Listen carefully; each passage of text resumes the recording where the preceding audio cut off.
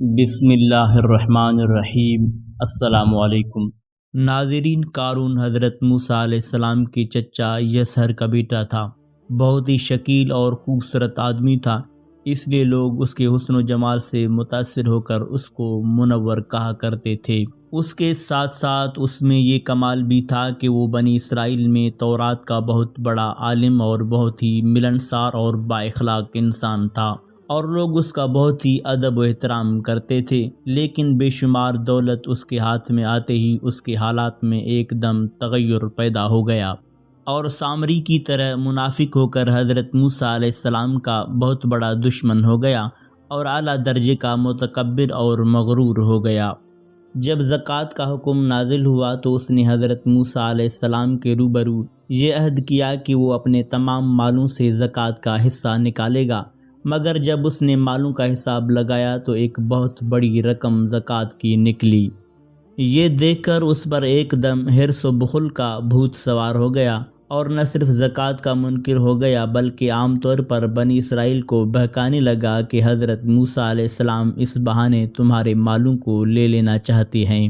یہاں تک کہ حضرت موسیٰ علیہ السلام سے لوگوں کو برگشتہ کرنے کے لیے اس خبیث نے یہ گندی اور گھناؤنی چال چلی کہ ایک عورت کو بہت زیادہ مال دولت دے کر آمادہ کر لیا کہ وہ آپ پر بدکاری کا الزام لگائے۔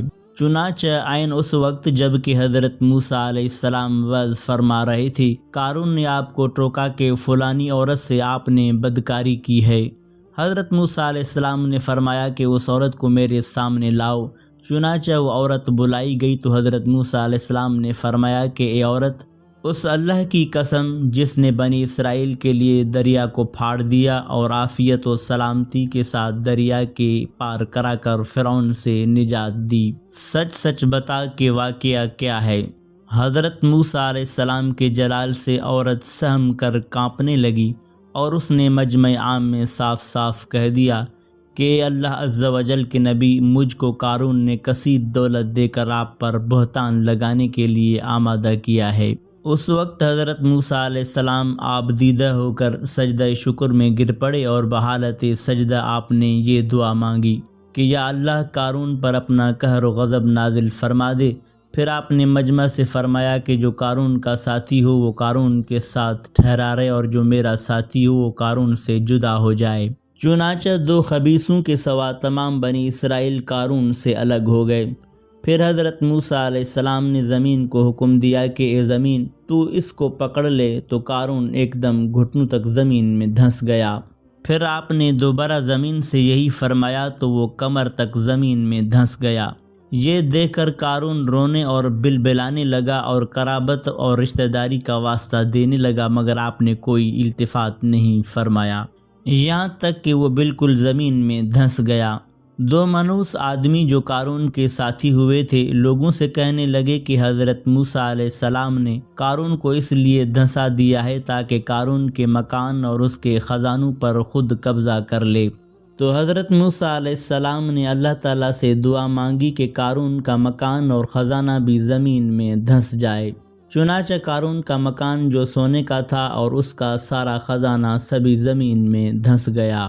ناظرین، یہ عبرتناک واقعہ ہمیں یہ درس دیتا ہے کہ اگر اللہ تعالیٰ مال اور دولت عطا فرمائے تو اپنے اموال کی زکوٰۃ ادا کرنی چاہیے، اور ہرگز اپنے مال اور دولت پر غرور اور گھمنڈ نہیں کرنا چاہیے، کیونکہ اللہ تعالیٰ ہی دولت دیتا ہے، اور جب وہ چاہتا ہے تو پل بھر میں دولت چھین بھی لیتا ہے۔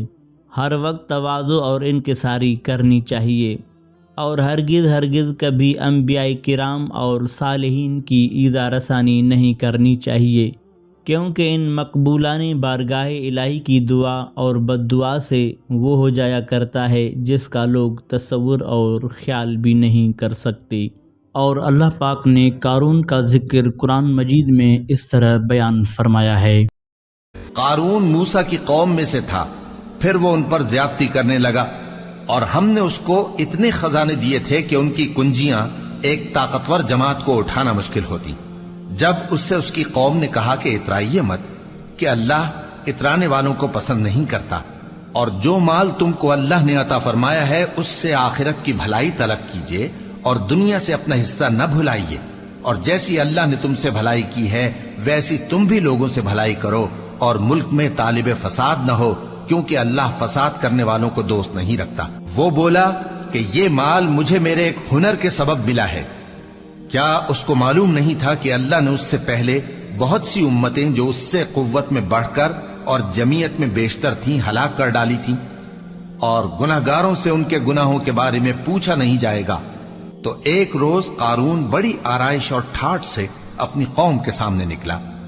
جو لوگ دنیا کی زندگی کے طالب تھے کہنے لگے کہ جیسا مال و متاع قارون کو ملا ہے کاش ایسا ہی ہمیں بھی ملے، وہ تو بڑے نصیب والا ہے۔ اور جن لوگوں کو علم دیا گیا تھا وہ کہنے لگے کہ تم پر افسوس، مومنوں اور نیکوکاروں کے لیے جو ثواب اللہ کے ہاں تیار ہے وہ کہیں بہتر ہے، اور وہ صرف صبر کرنے والوں ہی کو ملے گا۔ پس ہم نے قارون کو اور اس کی حویلی کو زمین میں دھسا دیا، تو اللہ کے سوا کوئی جماعت اس کی مددگار نہ ہو سکی اور نہ وہ بدلہ لے سکا۔ اور وہ لوگ جو کل اس کے رتبے کی تمنا کرتے تھے صبح کو کہنے لگے ہائے شامت، اللہ ہی تو اپنے بندوں میں سے جس کے لیے چاہتا ہے رزق فراخ کر دیتا ہے اور جس کے لیے چاہتا ہے تنگ کر دیتا ہے۔ اگر اللہ ہم پر احسان نہ کرتا تو ہمیں بھی دھسا دیتا۔ ہائے خرابی، کافر کامیاب نہیں ہوتے۔ وہ جو آخرت کا گھر ہے ہم نے اسے ان لوگوں کے لیے تیار کر رکھا ہے جو ملک میں ظلم اور فساد کا ارادہ نہیں رکھتے، اور انجام نیک تو پرہیزگاروں ہی کا ہے۔ جو شخص نیکی لے کر آئے گا اس کے لیے اس سے بہتر صلہ ہوگا، اور جو برائی لائے گا تو جن لوگوں نے برے کام کیے ان کو بدلہ بھی اسی طرح کا ملے گا جس طرح کے وہ کام کرتے تھے۔ اے پیغمبر، جس اللہ نے تم پر قرآن کے احکام کو فرض کیا ہے وہ تمہیں پہلی جگہ لوٹا دے گا۔ کہہ دو کہ میرا پروردگار اس شخص کو بھی خوب جانتا ہے جو ہدایت لے کر آیا، اور اس کو بھی جو کھلی گمراہی میں ہے۔ اور اے نبی، تمہیں امید نہ تھی کہ تم پر یہ کتاب نازل کی جائے گی مگر تمہارے پروردگار کی مہربانی سے نازل ہوئی، سو تم ہرگز کافروں کے مددگار نہ ہونا، اور وہ تمہیں اللہ کی آیتوں کی تبلیغ سے بعد اس کے کہ وہ تم پر نازل ہو چکی ہیں روک نہ دیں، اور اپنے پروردگار کو پکارتے رہو اور مشرکوں میں سے ہرگز نہ ہو جانا، اور اللہ کے ساتھ کسی اور کو معبود سمجھ کر نہ پکارنا۔ اس کے سوا کوئی معبود نہیں، اس کی ذات پاک کے سوا ہر چیز فنا ہونے والی ہے، اسی کا حکم چلتا ہے اور اسی کی طرف تم لوٹ کر جاؤ گے۔